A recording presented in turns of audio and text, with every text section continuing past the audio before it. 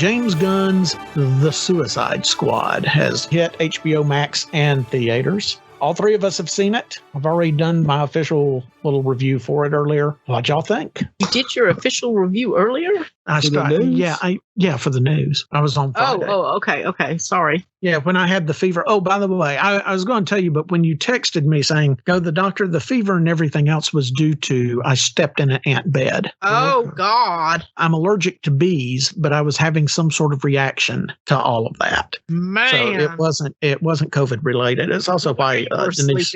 Getting the Benadryl or the antihistamines in you. Benadryl to start with and then Sudafed. Mm-hmm. So, yeah, that was the problem. I didn't want y'all to think I was relapsing into COVID or anything. I'm allergic to bees, but apparently if enough ants bite me. God, they're horrible, yes. What was your take on the Suicide Squad? I thought it was better than about any Marvel movie that's ever came out. Minus like Ant-Man 2 is a better movie, but that's about it. Yeah, okay, Albert. I loved it. I was thoroughly entertained by it. It had a nice tone of it, worked better than Ayer's movie, the first one. Oh, God, yeah. I didn't like that they killed Boomerang off the start, but I mean, whatever. It's called Suicide Squad. It's no big deal. Well, they can always bring Boomerang Jr. in or something. I did not like the body count at the beginning. Wow, I thought it was funny. That is definitely a Waller move. But it made sense. And it was a wonderful misdirect because, going into it, you got this whole setup with Michael Rooker as Savant. Oh, my God, he's such a badass. And he goes screaming. Spoiler alert, everybody, by the way. He goes screaming into the water away from the carnage. I thought that was a nice misdirect to it. I'm sorry. How is Michael Rooker's character a complete badass? He was a horrible person who killed an innocent bird.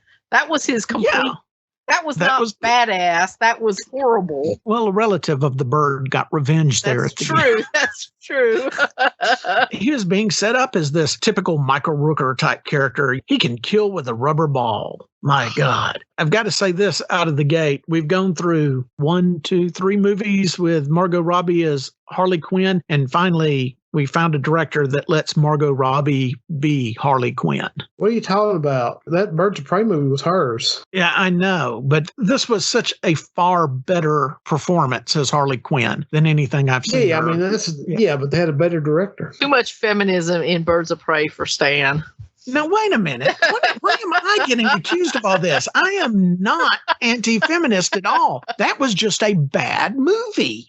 It was a bad movie. No, that movie had plenty of fans and people that liked it. Who? Name one person. The same people that like one name, Sandra. That one liked name. Ray in one of my coworkers loved that movie. Give her name and address on the podcast. Not giving her name and address and on her the phone podcast. number so we can all contact her. Is she single? She loves Ray in Star Wars. She likes those last. Never mind. It ain't going to work out. I point blank. You see, there's the point right there. I love Ray in Star Wars. My God, how often have I gone to the hilt over the sequels over and over again? But because I don't like Birds of Prey, I'm anti-feminist. No, it's because you don't like women. I love women. I didn't like Birds of Prey. I love Margot Robbie. Up until now, I don't think she had a fair chance at getting to portray Harley Quinn well. God, but she did. That whole movie. She had the whole movie of Birds of Prey. How much more? I blame that on the best Harley Quinn scene in Birds of Prey is the cocaine scene. Okay, you know what? This is not a character I particularly enjoy, so I'm not going to argue about what's the best depiction of her. So I'm just going to say I really enjoyed James Gunn's Suicide Squad, and I also watched the David Ayer version afterwards. Well, because I couldn't remember exactly what the difference was between the two. I actually remember when the first Suicide Squad came out, I enjoyed it. It wasn't as much fun as this version of the Suicide Squad, but I enjoyed it. So, in comparison to this Suicide Squad, I would use the adjective soulless to describe the first Suicide Squad. Yeah. It was dry. It had this, and when I say agenda, I'm not talking about a politically correct agenda. It had an agenda to adhere to the Schneider DCU. They had to hit certain points within it. Some of those points didn't occur naturally. I thought the best scene in Ayer's Suicide Squad was they're in the bar and Flag turns off their detonators, and he said, "You're free to go if you want to." And then you see the bar stool that Boomerang was sitting on, and the bar stool is just rocking back and forth where he's jumped up off of it and left. As compared to this, where you get a ton of character moments. The Ayer Suicide Squad really doesn't do anything with any of the characters. Deadshot and his daughter, and there's Harley Quinn with Joker Crab. Here's Rick Flag and Enchantress, but there's nothing there that makes them seem like real characters or people. Oh, that whole scene with Deadshot. There's so many damn dead this, dead that. That scene with Deadshot and his daughter in the alley where Batman attacks him, all that did was diminish Batman. That was a horrible oversight. But none of that was in this. I wouldn't say it was soulless. I just think that James Gunn has a better way of delivering character through humor than David Ayers had. I also didn't particularly care for all the Joker stuff. Of all the DC movies since Zack Snyder took over, Ayer's Suicide Squad was my favorite until Aquaman. Really? You like Suicide Squad? I liked the first Suicide Squad. It had some issues, but of all the DC movies, I say that until Wonder Woman, I liked Suicide Squad, the first Wonder Woman, and Aquaman. That kind of surprises me that you're more anti-feminist by liking the first Suicide Squad with the camera angles that would drop to Harley Quinn's butt and focus on it, as opposed to me being more forward-thinking and pro-feminist and liking the current Suicide Squad. I didn't say I like the current Suicide Squad less than the Ayer one. I'm saying I enjoyed that better than the old one, but the old one was not as bad as everybody was saying. I've never heard... And this is how feminist I am, Stan. I just have completely blanked out. I didn't watch any of the scenes that had Harley Quinn's butt shots. If you watched the movie, you watched the butt shots. Oh. Come to think of it, I've never heard you defend Ray. Well, I didn't particularly care for those I think your silence is deafening. She has nice teeth.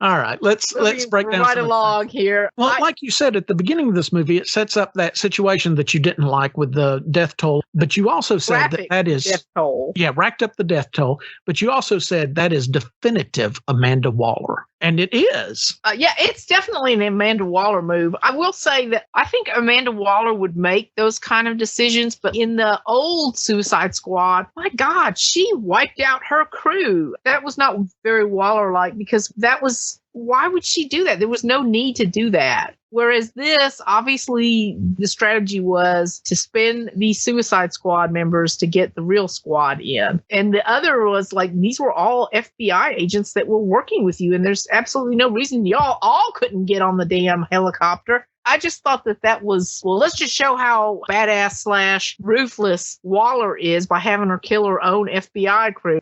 The Waller that was in the first Suicide Squad would have just woken up after getting knocked out by one of her crew members and ordered all of them executed. But that didn't happen. I'm kind of curious about what happened after she woke up. We don't see the agent that hit her with the golf club. We do not, but I'm wondering, We see the other two who she can't prove was in on anything, and both of them were in her line of sight when she got knocked out. Yeah. They gave no sign because they didn't see or know that was going to happen. Yeah, at all. So she can't rightfully go after them. And they're both, throughout the build up to it, the big guy kept saying, you wouldn't actually put his kid in prison, right? And you don't know what I'd do. I've never liked Amanda Waller. I've never liked her in the comics, but you're not supposed to.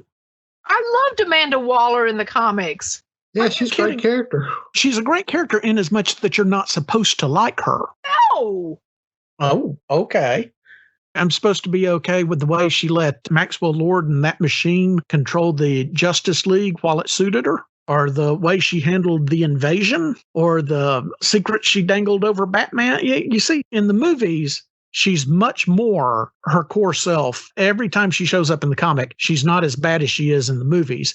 But I feel that this movie has gotten her more correct than a lot of the comics do. Let me say that if a man had done all of that stuff that you're talking about, then she would be badass and a hard case. But because it's Waller, a woman, then it's suddenly like she's supposed to be unlikable. Absolutely not. I'd want the man knocked out as well. First off, you're right. In the Suicide Squad, she killed all of her FBI agents around her. In the first movie. I thought that was not a Waller move. No, that was, well, there was so much in that movie that didn't connect, that this was just one more thing that didn't really make sense, but was meant to show how callous she was. That was the intent of the scene. Instead, it left audiences wondering more or less, why would she do that? Everything she did, you could see where she was justifying it with herself. Mm-hmm. But I have not liked her character. You're not supposed to like this character. And it doesn't matter if it's a man or a woman to me. Now, there's still males that show up in these character roles. I can't stand Michael Scott from The Office. I absolutely cannot abide Michael Scott. I don't know who that is. Never mind. Lord, don't even go into it, Stan.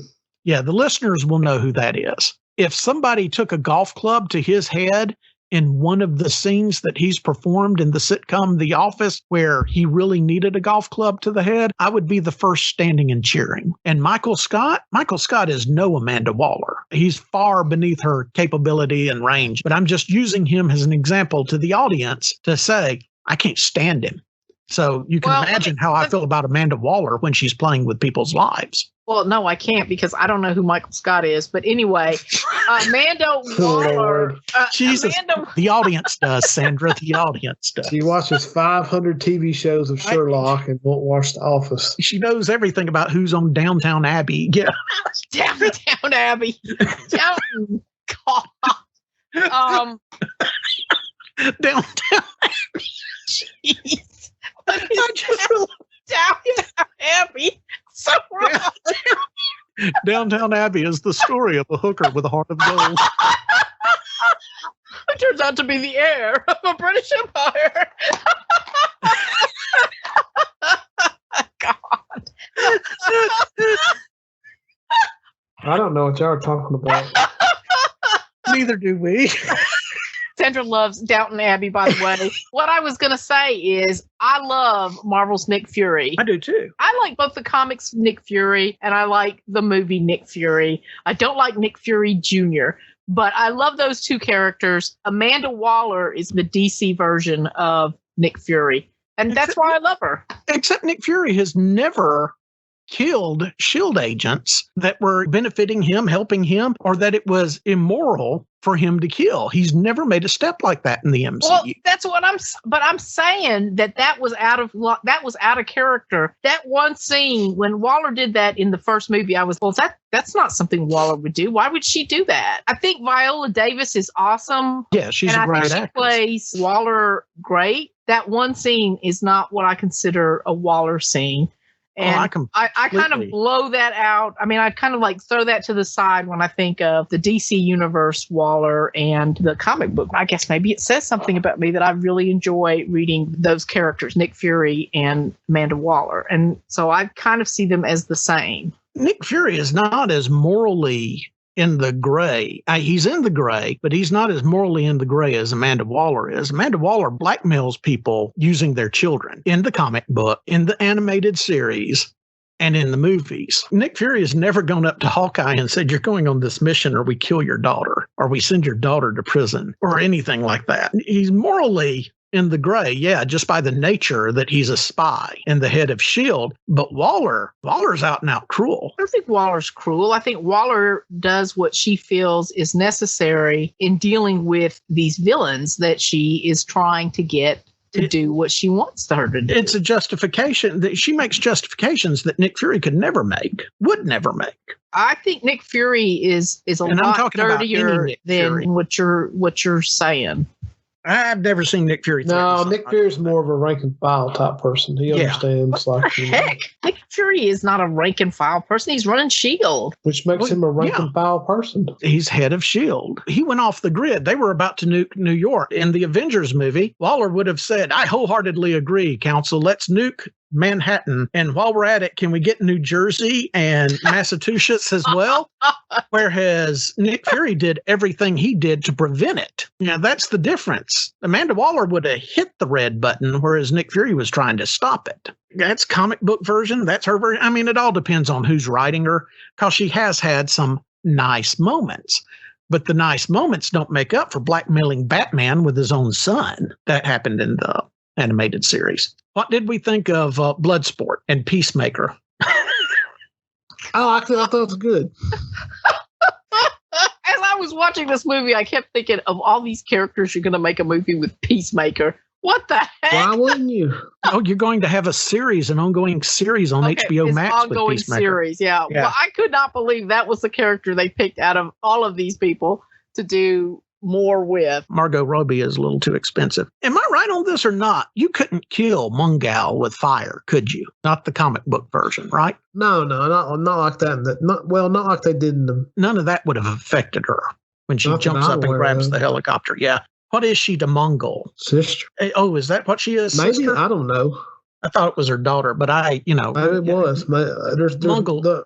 Mongol is like a title that gets passed around. There's many Mongols. Mongols aspire to the title, and there's a Mungal. I just couldn't recall. Something like that. I don't know. Yeah. Maybe it's daughter. I don't know. So it turns out that the whole heart and soul of the movie is Ratcatcher 2. Who would have predicted that? Yeah. And they had Taika Waititi as Ratcatcher, the father, and all that. I thought that was a very nice cameo. Let's talk about the Academy Award-winning performance put in by Sylvester Stallone in this. Yeah, I couldn't believe that was Sylvester Stallone. Well, it was bloody brilliant, was it not? Mm-hmm. And get off the comms. I never thought about it, but his voice is perfect for a shark person. Clearly, it worked perfectly in Birdie. Some of his most stimulating dialogue since Rocky. I think what James Gunn went out of his way to do with King Shark is his version of the Hulk. I was about to say, it reminded me of early Hulk, yeah. Especially that scene where he rips that guy in two. What?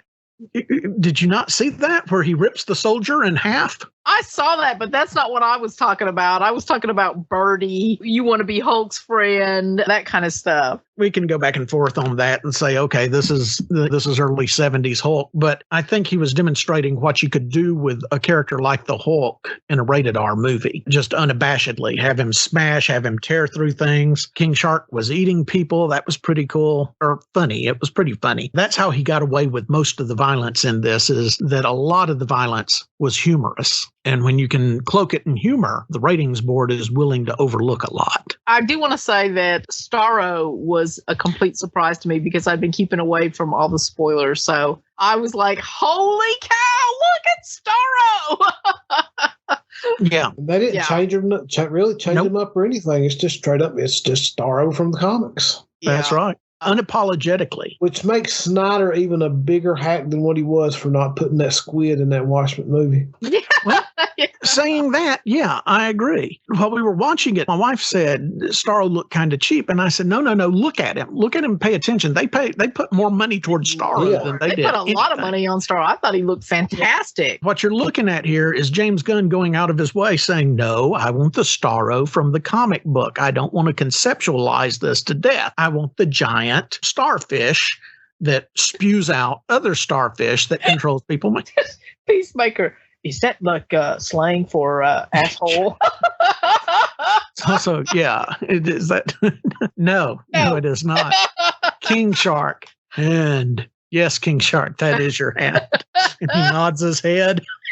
The whole thing is a beautiful, horrific mess. You're wading in blood watching the entire thing. But, and the portrayal of Harley Quinn. I've read 2 articles on this. Margot Robbie did the entire scene where she used her feet to get the key and free yourself, that was all her. For some reason, James Gunn really wants you to know that. But actually, I was curious about that. I thought, now, did she do that because of a couple of the shots they got? There was a couple of quick cuts where it could have been her, but it could have been a stunt person. No, apparently Margot Robbie was completely responsible for getting the key with her feet and lifting it up to the lock. Unbelievable amount of physical talent there. Polka Dot Man was great. Yeah, I thought this that was was great with Polka Dot Man. What a wonderful use of a quote-unquote joke character. And the stuff with his mom. Oh, my God. Starro is your mom.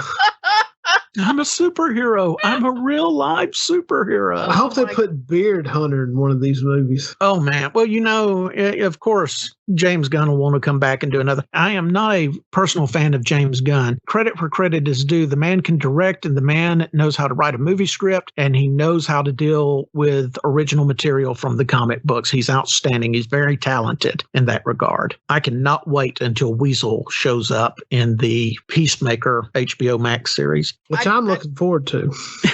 John Walker, but worse. It was horrible. It's a comedian. Oh, no.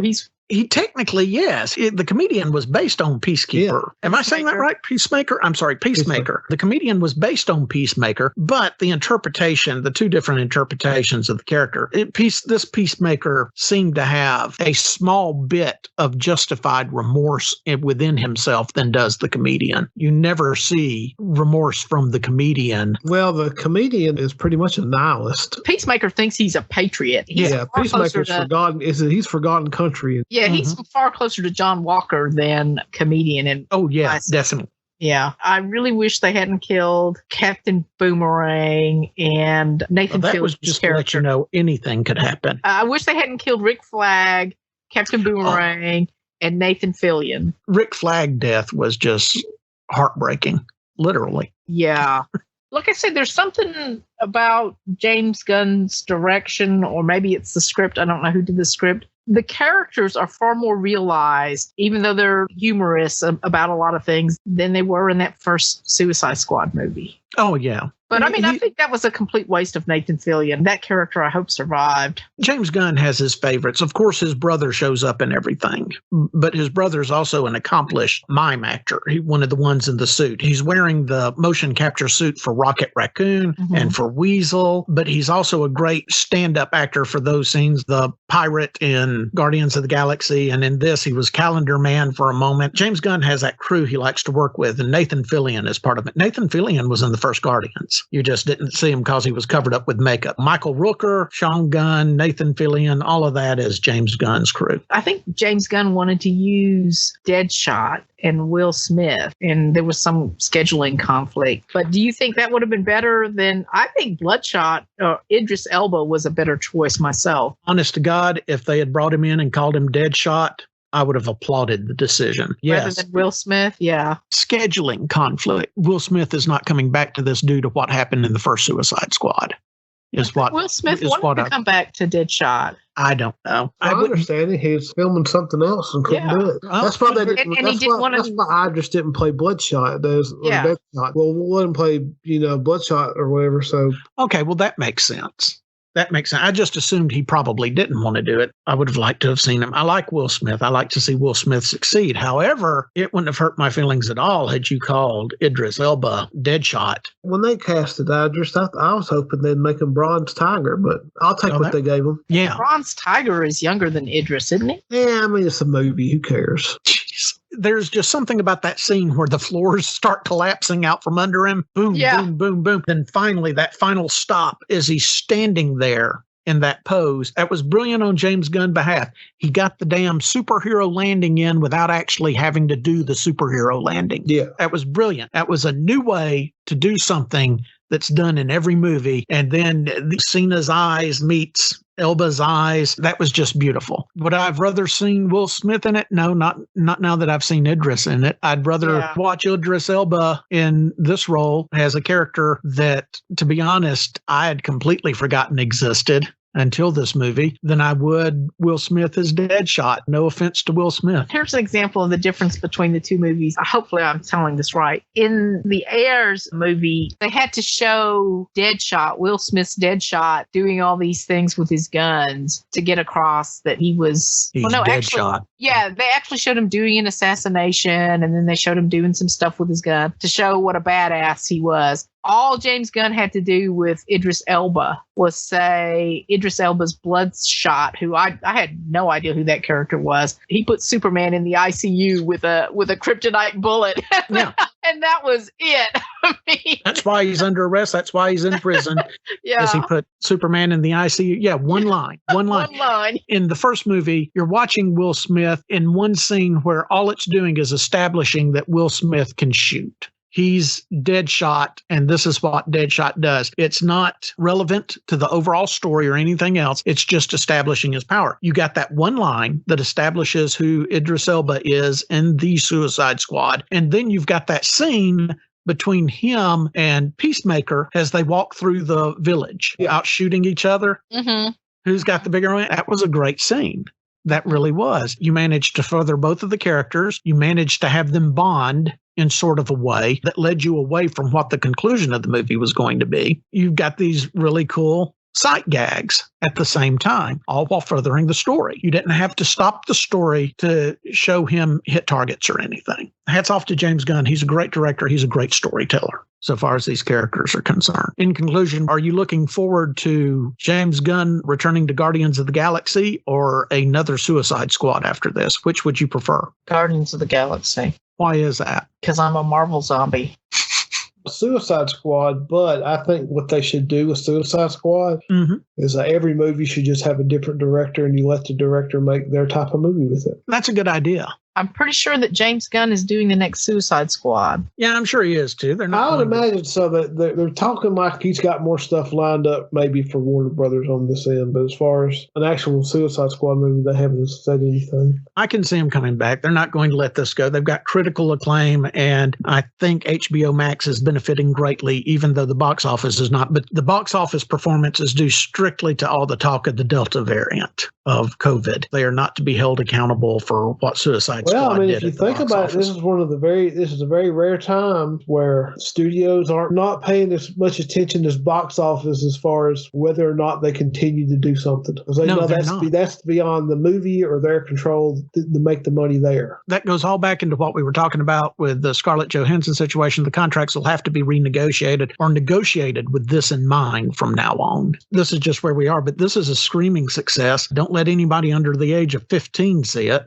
God, it's just a bloody, gory, wonderful mess. It's very entertaining. I personally prefer Guardians of the Galaxy to it. Yeah, that wasn't as graphically... Well, it wasn't as graphic. You were allowed to feel more for the characters. The only character that it's really okay for you to feel for in this is Rick Flag. Yeah. I mean, outside of the daughter and Ratcatcher. Ratcatcher, too, you can... Well, in the book, in the old Ostrander books, Rick Flag was sort of like that, too. I mean, they did stuff with Deadshot back then a good bit. Mm-hmm. Rick Flag was sort of like the straight guy in the whole thing. He's the moral compass. The rest of them, you really can't, other than Ratcatcher and Ratcatcher 2, I should say, and Rick Flag, you're not allowed to emotionally connect to, whereas you're allowed to emotionally connect to all of the Guardians. It's okay. They're not mass murderers. Nobody put Superman in the ICU.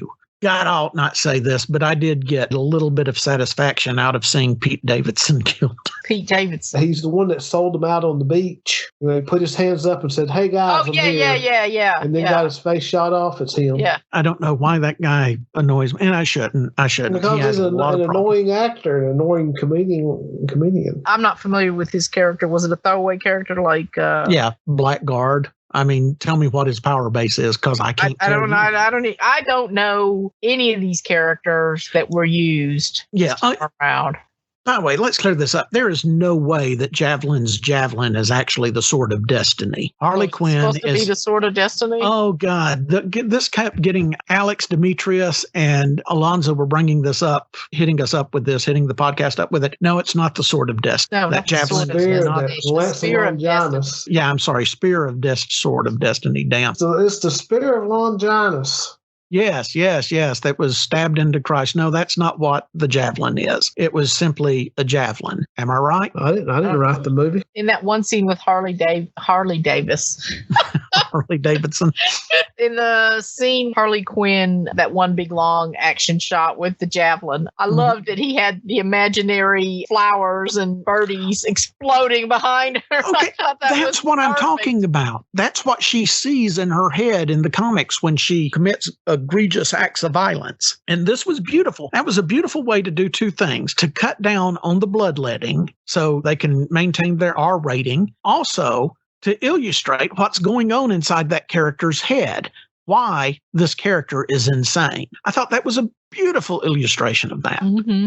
Again, James Gunn, personally, I'm not a fan, but damn, he is a wonderful storyteller when it comes to these comic book movies and a great director. I'm trying to think what his movies are, because the first time I heard of James Gunn was in a movie called Slither. He wrote those two Scooby-Doo movies. Delicious. Really? Yeah. Oh, Yeah. well, maybe I'll have to watch them then. Slither was, again, I'm not really a horror movie. I like that movie. Slither I thought was it was pretty awesome. solid. It was awesome. I went to see it because of Nathan Fillion. I thought that was just an amazing movie. There's one movie that he did, I think he wrote, I don't know if he directed, just like most of his movies, had his brother in it. And it was about a building, a corporate building that went on lockdown. God, I can't remember the name of it. It was, but it was really good. And I think it came out after Slither. This whole building went on lockdown. The corporate owners came over the localized video monitors and told them that 13 of you are going to be allowed to survive, or 10 of you will be allowed to survive, but you got to kill everybody else. The Belko Experiment? The Belko Experiment, that's what it was. I really liked that movie. I thought that was fairly solid. It had Rooker in it, and it had Sean Gunn, James's brother, in it as well. Okay, he wrote that. He didn't direct that. I remember when he was announced for Guardians, I thought, what? Because the only thing he had really directed was Slither and a movie called Super. I don't know if you've seen that. Super was messed up. Yeah. Yeah, that was that. I liked it. I liked it a lot. No, I'm not saying it was a bad movie, Yeah. but Super was really messed up. Slither was so awesome. So when they said he was going to do Guardians of the Galaxy, I thought, okay, I'd watch that. I didn't know he did the Belko Experiment. Okay, wrote it. IMDb is crediting him with writing the first 8 episodes of the Peacemaker TV series. Yeah, that's supposed to be his show. So, But he's not directing that, is he? He is directing it. oh, he is. Okay. Yeah. Even better. But yeah, he started Trauma with Tromeo and Juliet and the Traumaville Cafe. And I can't find the Belko Experiment He's on that. writer, not director.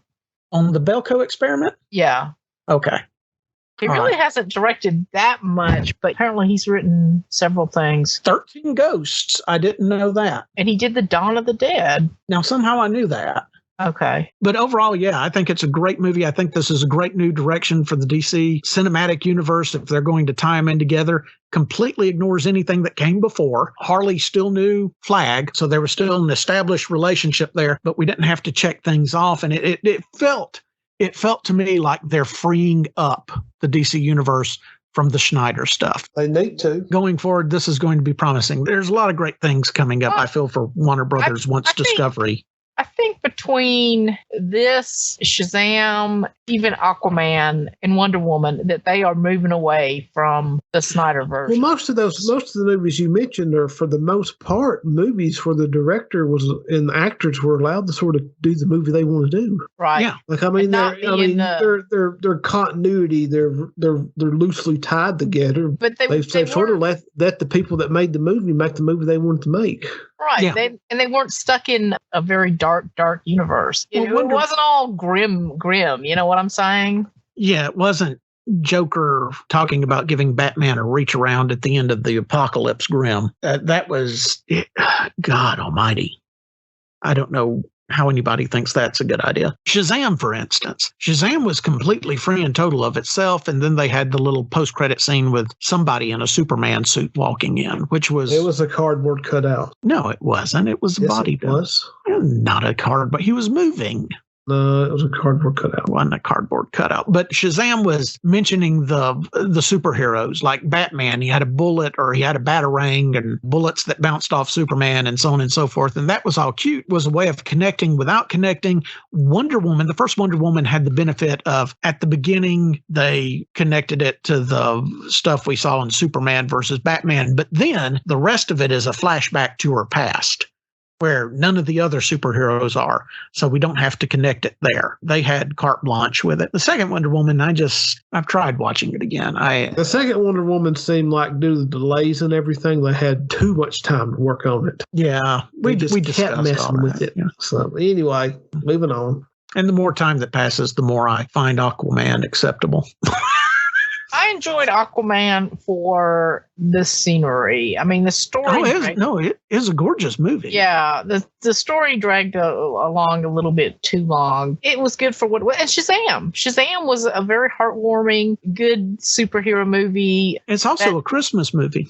That actor from Chuck, I can't remember what his name is now. He's delightful. Yeah, Levi. Yeah. Levi. The entire cast and crew was wonderful. I thoroughly enjoyed that movie. I look forward to The Rock as Black Adam. Yeah, that should be interesting. Okay, well, this is as good a place as any to bring it to closure. Want to thank once again all of our content contributors. Special shout out to Alex, Alonzo, Demetrius, as well as Mr. Klosky.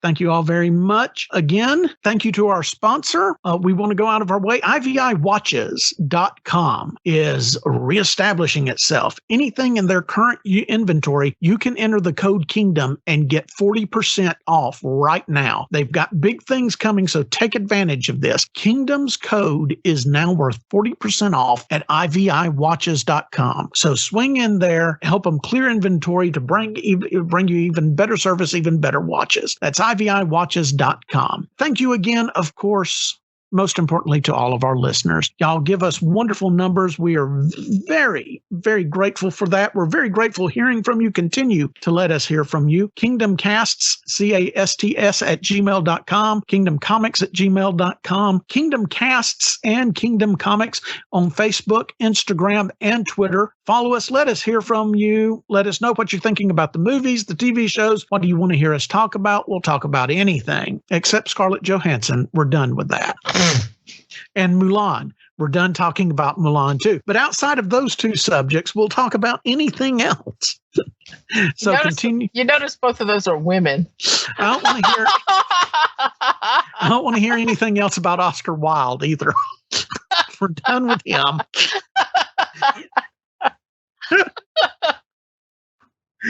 Yeah. Again, Sandra, I've never heard you defend Ray. I don't like those movies as much. So well, why is it okay? Why are you not being sexist for not liking the sequels? But I'm sexist because I didn't like Birds of Prey. Stan, I'm female. I can only be sexist about guys, not women.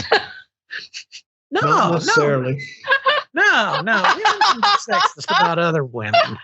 Yeah, trust me. Yeah, they're more than okay. No, so I could be catty about other women, but I'm not sexist about. Oh well, then in that case, I'm catty about Birds of Prey.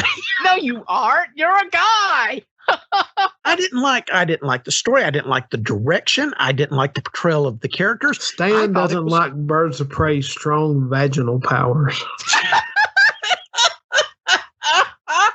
I don't know how you can watch that movie and not think it's demeaning to women. I do not understand that. That was insulting on every vaginal powers. I'm not. Well, now I'm going to watch it again. Okay. So thank you all so very much. We greatly appreciate you. We love hearing from you. Continue to let us hear from you. Questions, comments, whatever. Let's give it to Sandra and Albert. Sandra, you got any closing thoughts? No, there's unfortunately no name or appearances on the horizon. And the Fig Pen money is all dried up, so we're not advertising them anymore, right? I haven't got my Fig Pen yet. Albert, any final thoughts? Not that I'm aware of. All right. Well, I definitely have no final thoughts. All right. Well, tell everybody good night then, guys. Good night. Good night. Good night, everybody. Be kind to one another. We'll talk to you soon. Thank you. Kingdom Casts is owned by Kingdom Comics Incorporated and produced by Stan Daniel and Albert Marsh. No part of this program may be reproduced, replicated, or replayed without permission. Special thanks to Sandra Swindle. Also, thank you to our content contributors, Jason Bean, Tim Bryant, Cornelius Burrows, Denise Daniel, Josh Duke, Alex Fitzpatrick, Hatcher, Charles Hickey, Ali Marceau, Joseph Koloski, Katrina Olstead, and Angela Pickett. Logo designed by Geoffrey Gwynn. Edited by Stan Daniel. Kingdom Casts is copyrighted 2021, all rights reserved.